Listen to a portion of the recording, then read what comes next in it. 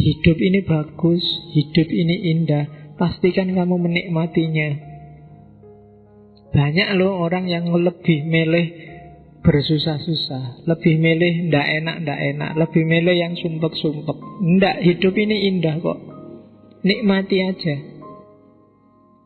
Hidup yang serba pesimis, hidup yang serba curiga, hidup yang selalu melihat orang lain sebagai lawan, sebagai musuh, sebagai rival. Kamu nggak bisa menikmati. Nikmatilah.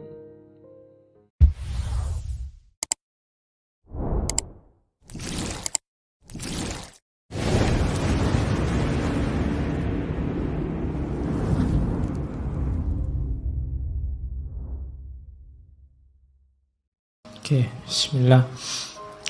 Assalamualaikum warahmatullahi wabarakatuh. Bismillah, kita lanjutkan ngaji kita. Malam hari ini kita ganti sesi. Oke, selanjutnya Hedonisme. Istilah ini sering kamu pakai kalau ada orang pinginnya seneng-seneng terus, kamu sebut dia hedonis.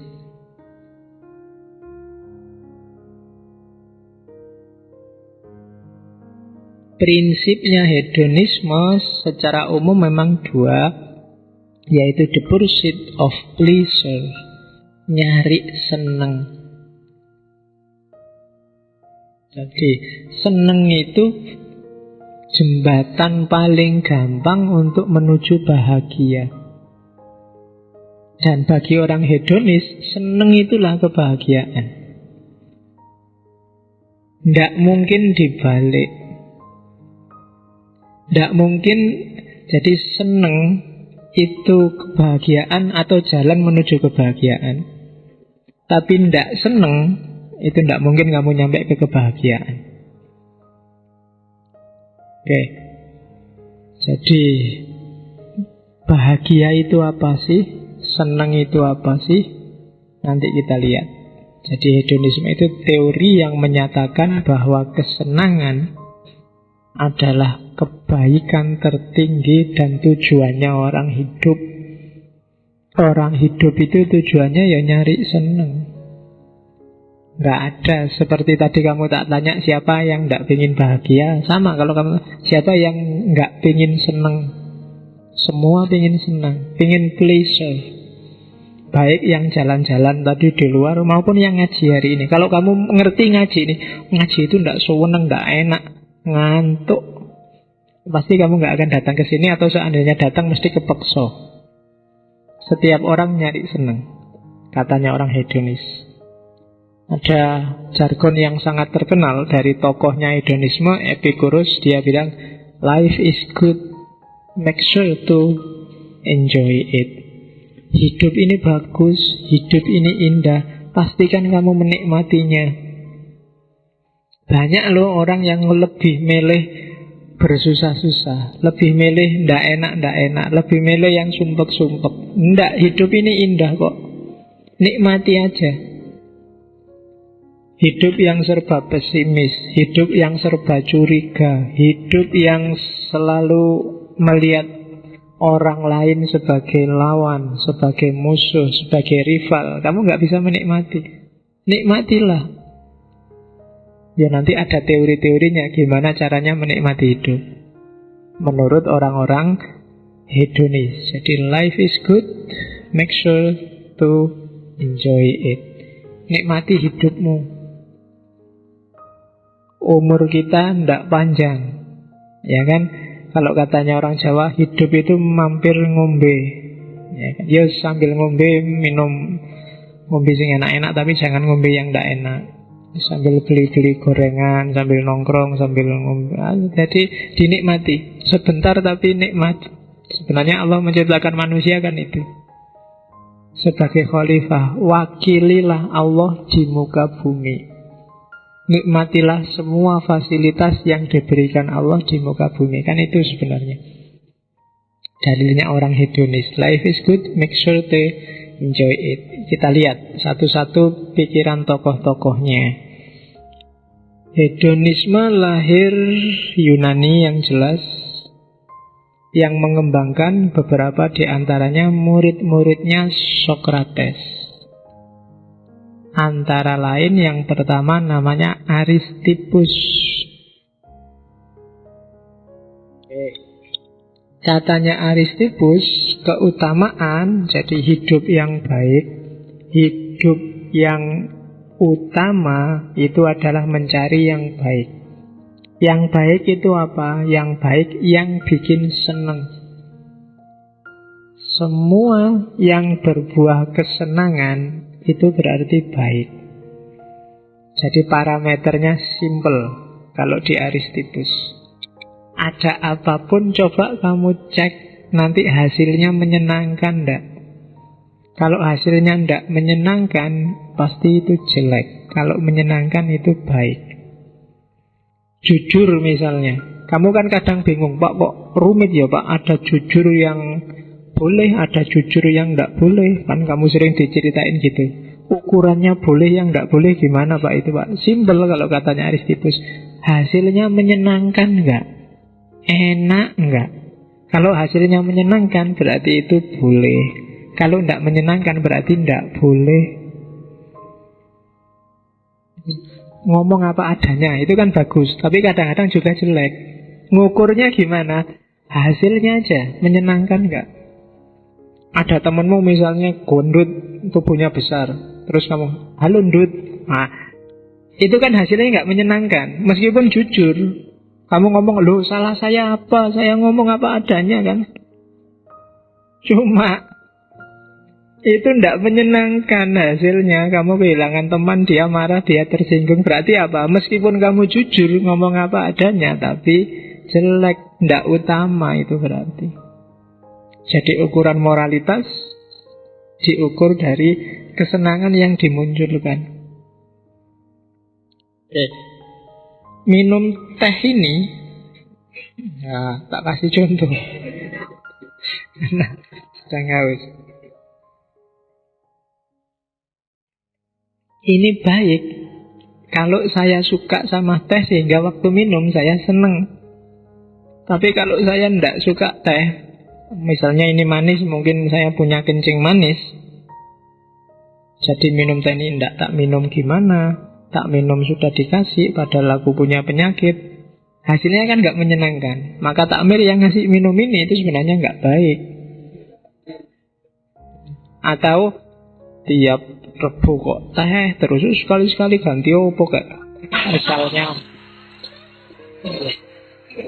Loh ibu, yo iki contoh. Loh ya kan, loh padahal tadi niatnya apa? Cuma kok hasilnya ndak bagus. Berarti tidak utama. Itu teorinya Aristippus. Lah yang ngukur menyenangkan apa tidak menyenangkan itu apa? Ya akal.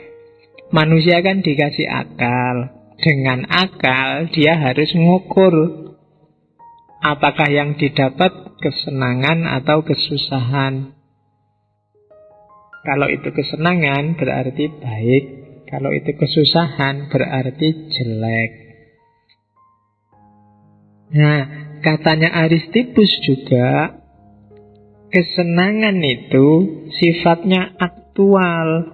Jangan ngukur kesenangan yang potensial. Aktual itu maksudnya apa? Senang sekarang di sini. Bukan senang besok, juga bukan senang dulu. Kalau senang besok itu tidak jelas. Iya kalau senang beneran, kalau enggak. Kalau senang yang dulu itu sudah lewat. Senang dulu itu berarti katanya Aristippus hanya ingatan akan kesenangan. Kalau senang yang akan datang itu senang yang belum jelas. Jadi harus akal mengukur mana yang menghasilkan kesenangan sekarang dan di sini. Bukan kesenangan dulu atau kesenangan besok. Loh Pak, dulu dikasih teh enggak apa-apa toh Pak. Oh ya, dulu kan, sudah lewat.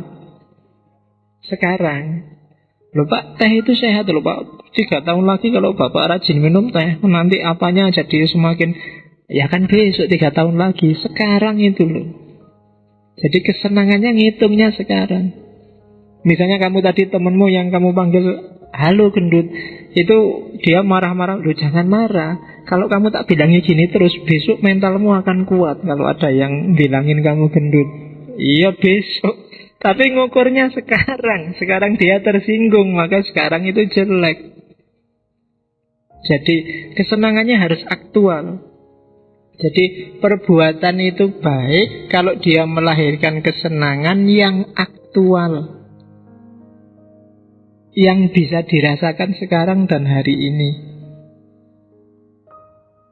Nah itu hedonisme Aristippus. Cuma seneng ya seneng, hati-hati, kesenangan itu bisa jadi kebalikannya kalau orang tidak tahu batas.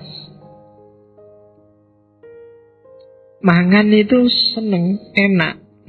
Kamu kan senang makan. Cuma kalau kamu nggak tahu batas, dia jadi penyakit.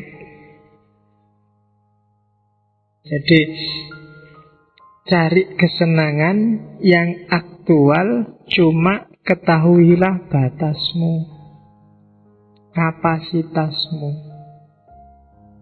Di situ kamu akan ketemu kebahagiaan. Kapasitas itu berarti ya jangan terlalu sedikit, juga jangan terlalu banyak. Kalau terlalu sedikit ya tidak jadi senang, terlalu banyak, berlebihan juga tidak akan kamu rasakan senangnya. Jadi justru katanya Aristippus, hidup itu tidak usah mikir neko-neko, cari yang kamu senang tapi sadari batasmu. Kuncinya di situ. Tidak usah underestimate, tidak usah overestimate. Kamu ukur aja batasmu sampai apa. Kalau makan bagi kamu 1 piring sudah kenyang, ya sudah, jangan 2 piring. Apalagi 3 piring. Kadang-kadang kan kamu gitu, mumpung gratis, mumpung ono sing neraktir. Eman-eman pak, eman-eman, tapi tidak ada nikmatnya nanti. Justru nikmat itu kalau kamu ngerti batasmu. Makanya Nabi kan wanti-wanti makan, berhentilah sebelum kenyang. Enak kalau berhenti sebelum kenyang. Kalau sudah kenyang kamu tidak enak. Makanan kehilangan rasanya. Oke, kan kehidupan dunia itu kan gitu. Enak, kalau kamu teruskan kamu jadi jemu. Kalau kamu teruskan kamu bisa jadi benci. Jadi harus kalau makanan dia bisa jadi penyakit. Gula itu penting, kebanyakan gula jadi penyakit. Garam itu penting, kebanyakan garam jadi penyakit. Air putih itu loh penting, tapi coba kebanyakan air putih, dia jadi penyakit. Maka kamu harus tahu batas. Nafas juga penting, tapi kebanyakan nafas, kakean angin, kamu masuk angin, jadi penyakit. Ya kan? Apalagi nafasnya banyak nggak bisa keluar-keluar di dalam anginnya, penyakit juga. Jadi carilah kesenangan yang aktual, akalnya dipakai untuk ngukur dan sadari batasmu. Kalau kamu bisa menjalankan rumus ini, kamu akan bahagia. Jangankan yang itu, wong yang jelas seneng-seneng, misalnya guyon, gurau, itu kalau kebanyakan juga tidak enak. Kadang-kadang berakhir dengan tersinggung, berakhir dengan gegeran. Kamu bisa kehilangan teman gara-gara gurauan. Kenapa? Kamu limitnya kelewatan. Harus sadar batas. Meskipun tadi awalnya seneng-seneng. Oke, jadi itu tokoh pertama dari hedonisme, Aristippus. Tokoh kedua, Epicurus, atau kalau di Indonesia ditulisnya Epikuros. Sama-sama dalam genre hedonis, bahwa kebahagiaan itu kesenangan, kenikmatan. Jadi segala yang mendatangkan rasa nikmat. Cuma pertama-tama kita lihat katanya Epikuros, coba dicek deh. Yang bisa tahu kesenangan itu orang bijaksana. Phronesis. Phronesis itu apa sih cirinya? Ya, yang belajar filsafat selama ini kan dikasih tahu bahwa filsafat itu cinta kebijaksanaan. Apa sih cirinya bijaksana? Yang pertama, orang bijaksana itu orang yang bisa ngukur kenikmatan dan rasa sakit. Itu bijaksana. Orang yang bisa mempertimbangkan, oh kalau ini dilakukan, nikmatnya sekian, sakitnya sekian, manfaatnya sekian, mudaratnya sekian. Orang yang bisa kayak gini, ini golongan orang bijaksana. Tidak asal komentar, tidak asal ngomong, tapi kalau ngomong pakai pertimbangan. Katanya Ibu Kuros, orang bijaksana ciri pertama, dia bisa mengukur maslahat mudarat, nikmat atau sakit. Yang kedua, orang bijaksana itu orang yang bisa membatasi keinginannya. Kenapa begitu? Katanya Ibu Kuros, kesenangan itu tidak bisa ada batasnya. Karena kesenangan tidak ada batasnya, maka sebenarnya kepuasan itu tidak ada batasnya. Yang bisa membatasi apa? Dirinya sendiri. Kalau pas uangmu banyak, itu kamu 5 piring juga bisa kamu beli. Tapi yang menghentikanmu untuk tidak beli 5 piring kan dirimu sendiri. Jadi orang bijaksana itu orang yang bisa membatasi kebutuhannya, membatasi keinginannya. Cita-citamu kan banyak.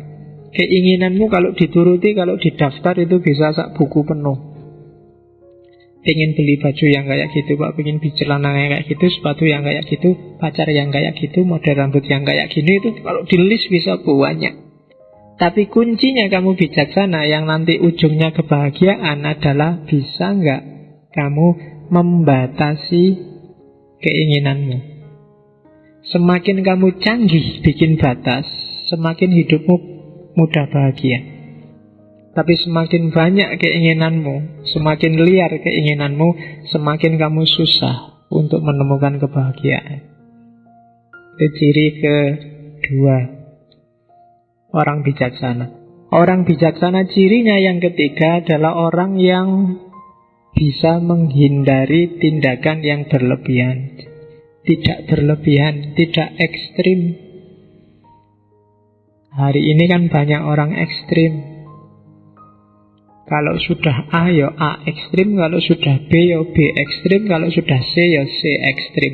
Biasanya orang kayak gini tidak bijaksana, karena dia sudah lebur dalam ekstremitasnya.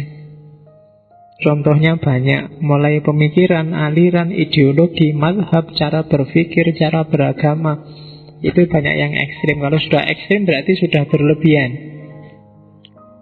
Terus orang sama kayak yang pertama, cuma orang yang bisa memilih mana kenikmatan jangka panjang dan mana kenikmatan jangka pendek. Dan itu nanti yang mendekatkan namanya atraksia. Atraksia itu ketenangan jiwa. Jadi orang bijaksana itu ngerti mana ini yang nikmat jangka panjang, mana yang nikmat jangka pendek. Contohnya apa ya? Kamu ngajak pacarmu tahun baruan nginep di hotel, itu nikmatnya paling semalam. Meskipun bunyinya setahun karena kamu masuknya tanggal 31, keluarnya tanggal 1. Cuma kenikmatan itu pasti jangka pendek. Tidak imbang kalau dibandingkan ketidaknikmatannya. Seneng semalam ditebus dengan sumpek bertahun-tahun, itu bahkan mungkin seumur hidup. Kamu mau milih mana? Kalau kamu milih ini, kamu tidak tergolong orang yang bijaksana. Jadi ukurlah mana yang kenikmatannya lebih panjang. Yo antara nginep di hotel dengan nikah, nah itu mungkin lebih panjang nikmatnya kalau nikah. Kalau nikah kamu sak kapoke gratis, nggak bayar. Ya kan? Oh iya kan, kalau nikah kan sak karepmu wis sehari 7-8 kali nggak masalah. Ya kan lo. Dan gratis kan sekarang nikah itu di KUA paling. Kalau hari aktif ke KUA kan bisa langsung gratis. Daripada kamu masuk hotel membayar. Ya. Atau ya pokoknya kuwi. Nggak enak mau cerita. Oke, terus ning masjid iki. Kedua ya, jadi itu Epikuros. Kenapa sih harus jadi orang bijaksana tadi? Tujuannya apa? Kalau katanya Epikuros, tujuannya adalah atraksia, ketentraman jiwa, bebas dari kerisauan, hidup secara seimbang. Boleh sih kamu milih kenikmatan yang sesaat tadi, tapi kamu tidak akan menemukan atraksia. Jiwamu tidak akan tenang. Hidupmu mungkin sering bete dan sering galau, tidak seimbang. Jadi katanya Epikuros, kalau kamu tidak bijaksana, rasakan sendiri akibatnya. Semua problemmu, mungkin kamu gampang galau, gampang bete, judek mikir macam-macam, itu pasti karena kamu tidak bijaksana tadi.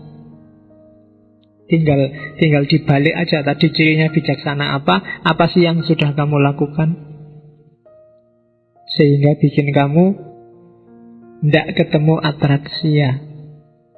Dan nanti dari cermatannya Epikuros, justru hidup bahagia itu ternyata malah hidup yang sederhana. Keinginan dibatasi, kesenangan dicari yang lebih jangka panjang, tidak mudah terpengaruh sekeliling. Jadi semua cirinya bijaksana tadi kalau diwujudkan dalam hidup, justru hidup yang biasa-biasa, yang sederhana. Tidak boros juga tidak pelit, tidak pengecut juga tidak nekat. Sederhana tengah-tengah. Sederhana itu bukan berarti kekurangan ya.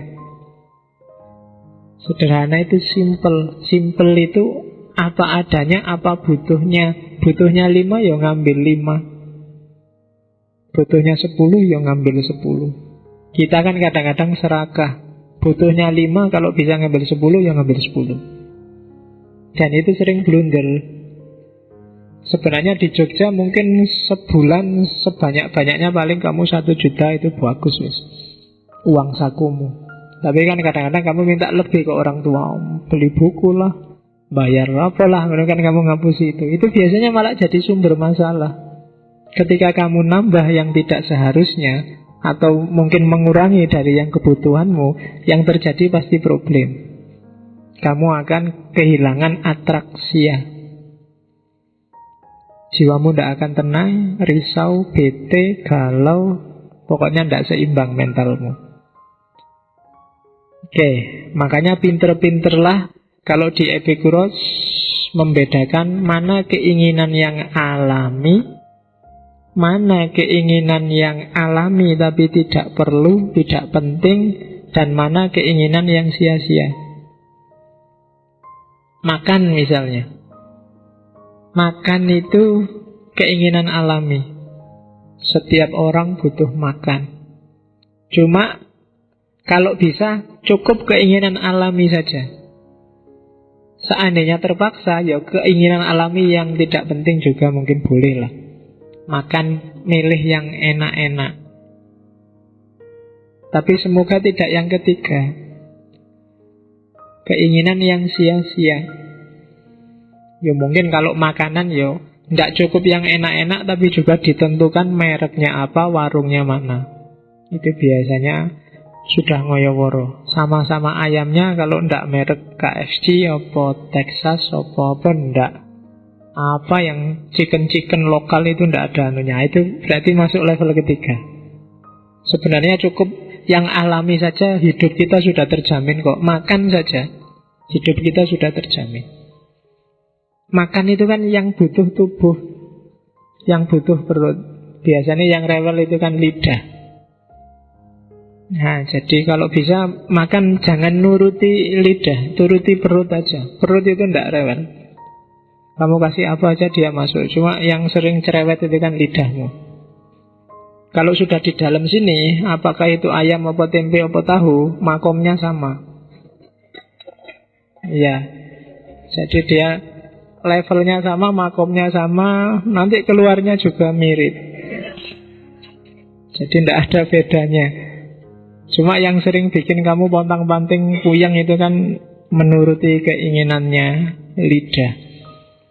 Padahal lidah itu tidak penting dia. Dia cuma enak sebentar aja. Yang sumber penyakit dan sumber kesehatan kan di dalam ketika masuk ke perut.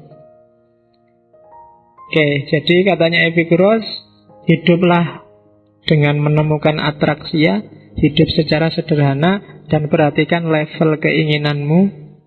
Kalau yang keinginan alami, penuhilah, jangan dibantah. Keinginan alami yang tidak perlu, kalau memang tidak terpaksa, tidak dipenuhi juga tidak apa-apa. Tapi keinginan yang sia-sia, semoga kamu tidak punya keinginan yang sia-sia. Jadi ini harus dikuasai tekniknya untuk kamu bahagia. Kenapa sih kok tidak boleh, Pak? Boleh aja kamu pingin yang sia-sia, cuma akibatnya apa? Kamu sendiri yang sumpek, tidak jadi bahagia. Jiwamu tidak tenang, kayak tadi, galau, tidak seimbang, stres, dan seterusnya. Teorinya Epikuros tentang hedonisme. Terus yang ketiga, tokoh ketiga. Ini sebenarnya bukan tokoh ya, tokohnya dua. Utilitarianisme.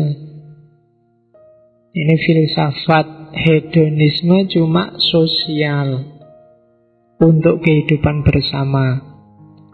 Tokohnya John Stuart Mill sama Jeremy Bentham.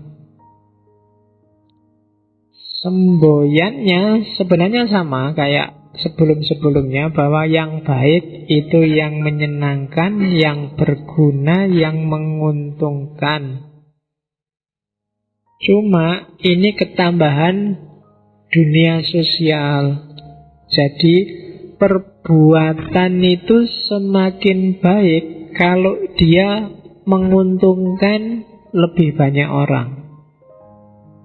Kamu melakukan apa saja, semakin dia bermanfaat bagi banyak orang, semakin dia baik.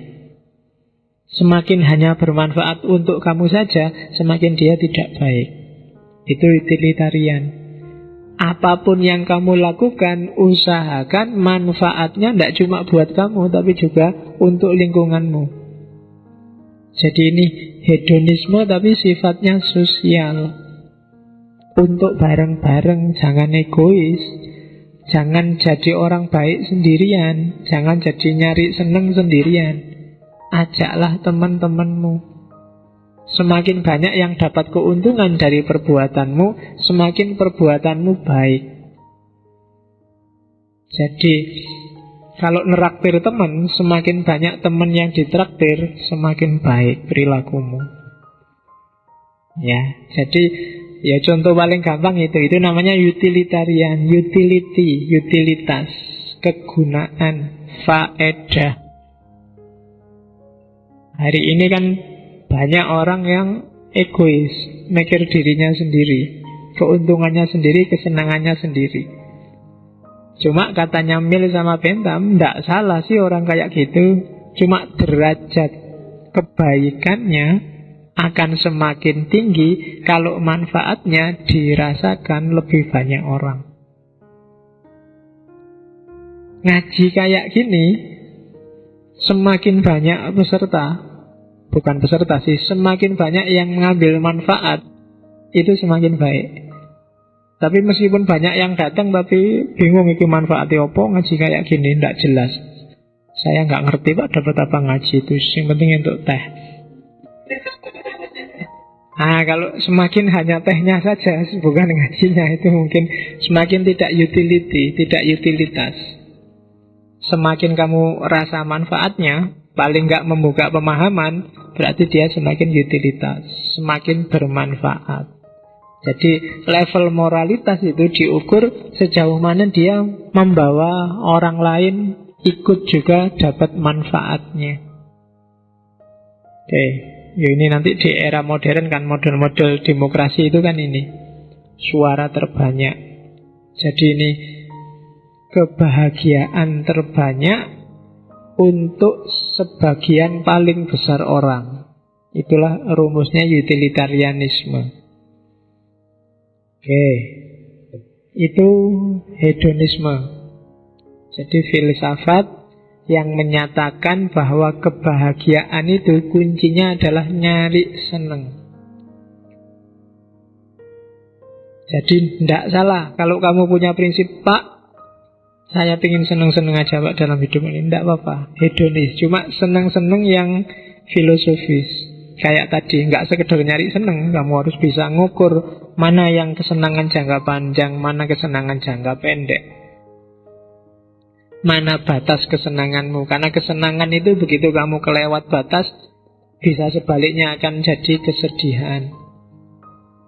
Kamu trek-trekan naik motor itu kan seneng, naik motor muter-muter. Tapi begitu kamu nggak ngerti batasmu, harusnya di stadion atau di gor, kamu di jalan raya, itu kan sudah melewati batas.